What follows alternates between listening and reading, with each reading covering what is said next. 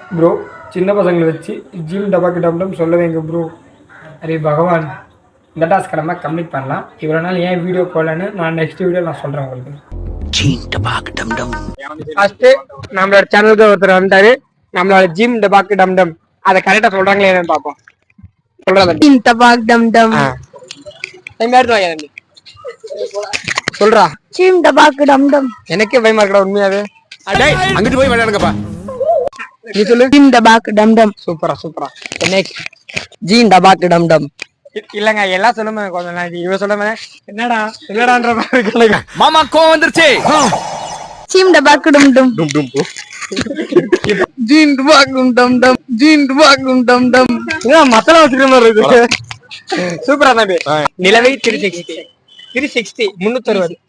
Okay எல்லாம் மொத்தமா சொல்றீங்களா? நிலவை 360 பண்ணுங்க.